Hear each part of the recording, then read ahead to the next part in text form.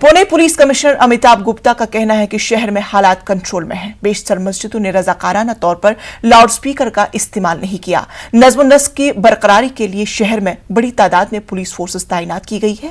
MNS कारकुनान के खिलाफ कार्रवाई की जा रही है। हमको पेट्रोलिंग के दरमियान महिंद्रा सर्कल जो रजमिया मस्जिद के बाजू में ही है, 100 मीटर के करीब 6 से 7 मनसे सैनिक वहाँ पे कुछ अलग हलचल करते हुए हमको दिखाई दिए। हम करीब में गए तो उनके पास में भोंगा था, बैटरी थी, वायरिंग थी, वो ज्वाइन कर रहे थे और वो हनुमान चालीसा शुरू करने वाले थे। उसी दौरान हमने उनके ऊपर झड़प मार के उनको ताबे में लिया और सब उनका जो साहित्य है वो जब्त किया है।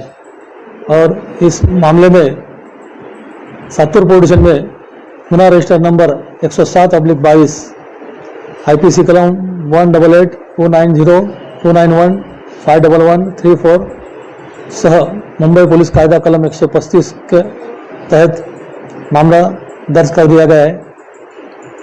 6 मुजरिम इसमें जो है पदाधिकारी है वो ताबे में है।